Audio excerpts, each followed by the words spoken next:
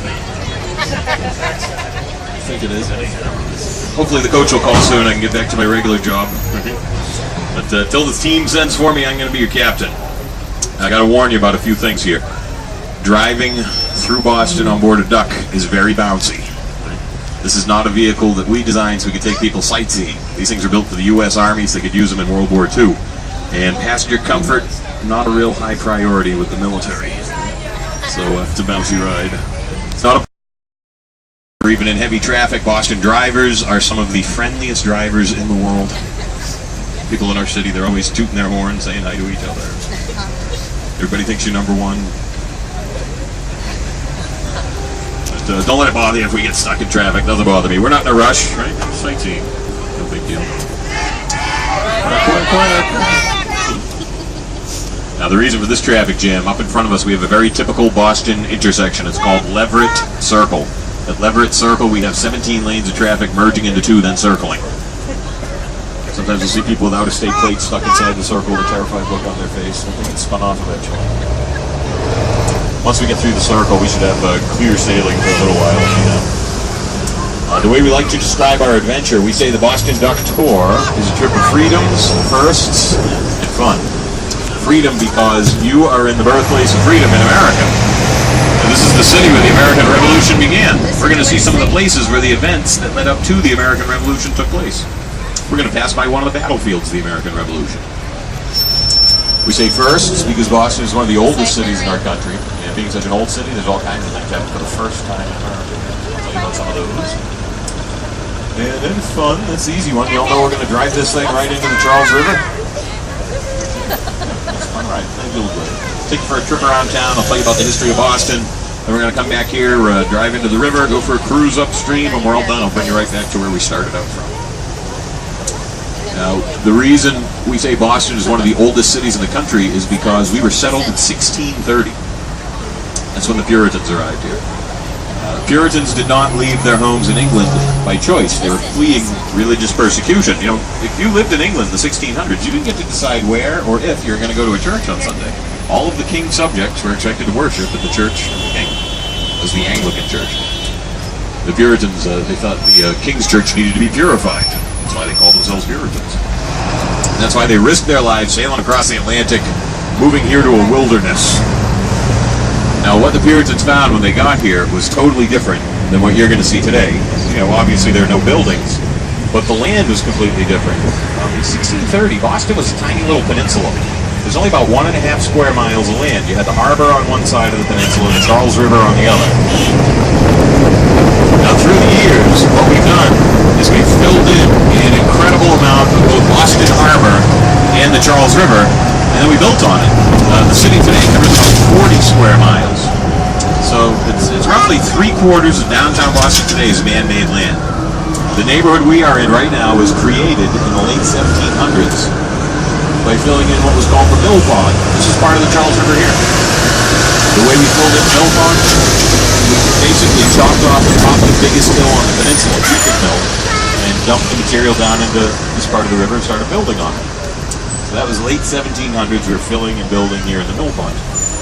In the early 1800s, we started to fill in another part of the Charles River that was called the Back Bay. So there's a big bay on the back side of town. By the late 1800s, the entire Back Bay had been filled in and developed. We'll drive through there a little bit later. Anybody flying?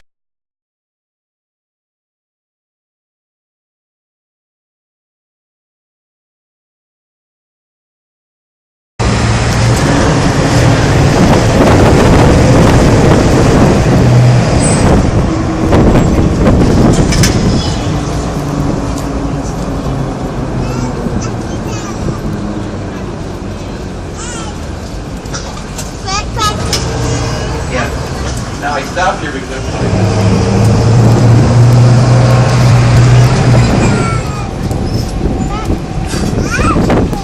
Alright, so we are still in the Mill Pond, but we are fast approaching the edge of the original peninsula. We're going to see some of the most important historic buildings in the city, in the neighborhood right up in front of us here. We'll take a look at Faneuil Hall. We're going to see the old State House where the royal governor had his offices. We'll pass by a couple of the Puritans' burying grounds in this part of town. And you'll see the streets will start to get a little more narrow. twist and turn, you see hills and dunes. We're going to pass by the oldest continuously operated restaurant in the United States. Union Oyster House opened in 1826. And they've been done in the business. They've been open in 1826, with the exception of one day each year. They close on Christmas. And Union Oyster House, just a little one, has been going strong since 1826. Anybody like raw oysters? You go to the raw bar at the Union Oyster House. That raw bar is made in soapstone. It's the same raw bar they had when they first opened in 1826. You put your elbows up on the bar, they fit right into it. The bar has like elbow holes for people's elbows resting in the same spot since 1826. Now, Faneuil Hall is just in front of us, kind of hidden behind the trees on the left, but you'll see it when we get through the traffic light here. It's a red brick building. It's got a little gold dome on top. It was a gift to the people of Boston from a guy named Faneuil. Peter Faneuil was a wealthy man who apparently thought it was a real pain in the neck of going shopping in colonial Boston, because there wasn't one place where all the merchants got together to sell stuff. So you had to kind of travel all over town to do your shopping. And he thought it would make sense. We had one big building where all the merchants could go to sell their goods, and people could go to that one building and get all their shopping done in one stop. So when you look at Faneuil Hall, just over to the left here, you are looking at a mall from 1742. It's a shopping center from 1742. But Faneuil, the guy who paid for it, was also nice enough to give us a space for public meetings upstairs. The meeting hall is where men like Samuel Adams, the guy in the statue out front, gave the speeches that led to the birth of our nation. That's why we like to call Faneuil Hall the cradle of liberty. Now, typically what would happen after Sam Adams gave a speech back there at Faneuil Hall, the end of his speech, you get this angry mob of colonists. They'd leave the meeting at Faneuil Hall, they'd march right over to this building in front of us here, they'd start protesting. This is the old State House. This is where the royal governor governed the colony from, and this is where the first bloodshed of the American Revolution took place. March 5th, 1770, this building was the scene of an event that would come to be known as the Boston Massacre. Hundreds killed.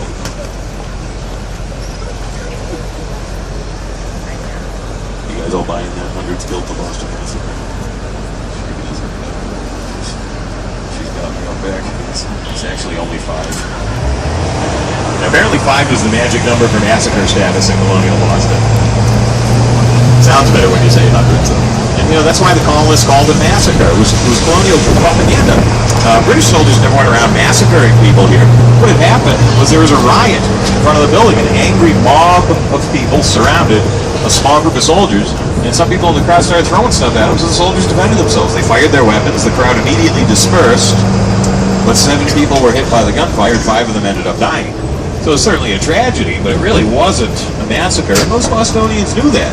It was Sam Adams, the guy who liked to give the speeches at Faneuil Hall, who realized if we call it a massacre and we get people to think British soldiers are massacring innocent civilians, it's a good way to start a revolution.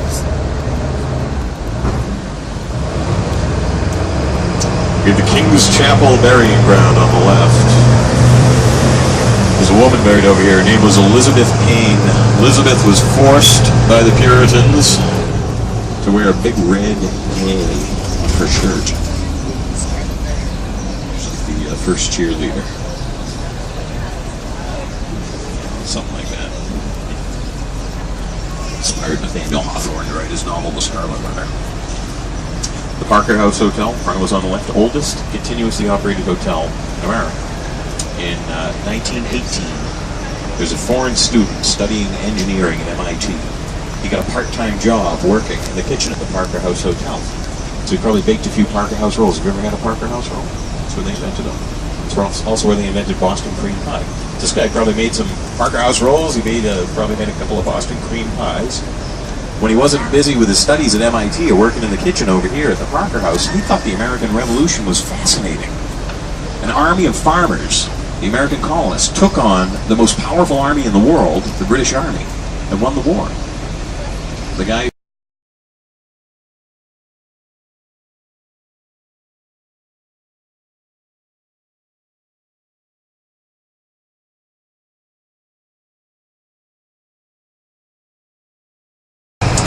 kissing in public. Even a husband and wife put them both in the stocks. Children who didn't obey their parents were locked in stocks and then pelted with rotting vegetables. which I'm a big advocate for bringing back. I don't know why we ever stopped. I felt like the 1980s ago. I think I would really benefit from some stuff like this.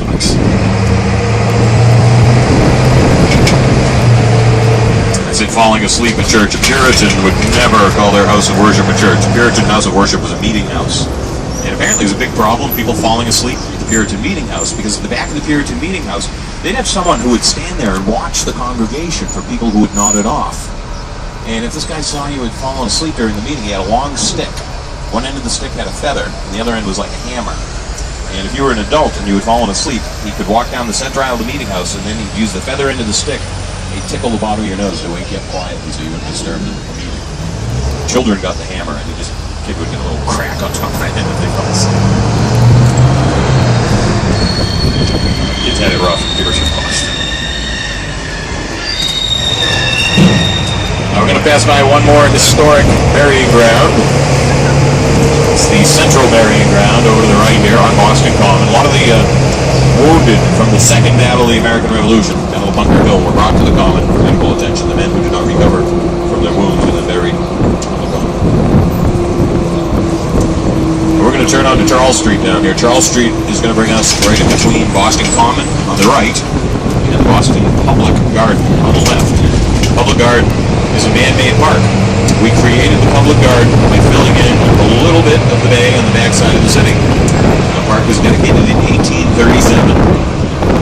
It was such a success, filling in a small part of the back bay, turning it into a park. We decided to continue filling in the back bay and start selling the land for residential development. By late 1800s, the entire back bay of the river had been filled in and developed. First public park in the United States, established 1634. The first public park in the United States was established in 1364. How's that tour coming along, guys, for you? Yeah. The public garden on the left is the alternate landing site for the space shuttle. They did some excitement on Backlick Common on the last tour when I went by. A Navy SEAL skydiving team jumped out of a plane and they landed on a target right over here at the Common. They're going to do it again tomorrow at Fan Pier. It took them 6 minutes to fall. I forget what altitude they're coming from, but 6 minutes from out of the plane till they touched down. So they must have been up pretty high.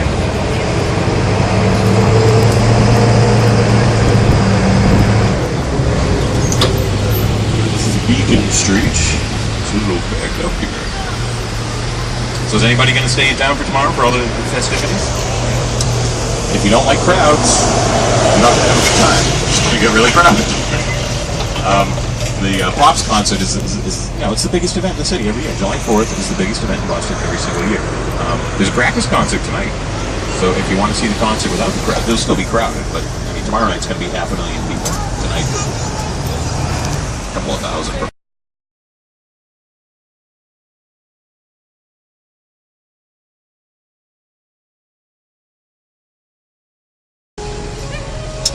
Clarendon Street is going to bring us right to the bottom of the tallest building in New England, Hancock Tower. Hancock Tower is 62 floors. It was completed in 1976. It was designed by the architectural firm of I.M. Pei and Associates. Pei got his architectural degree at the Massachusetts Institute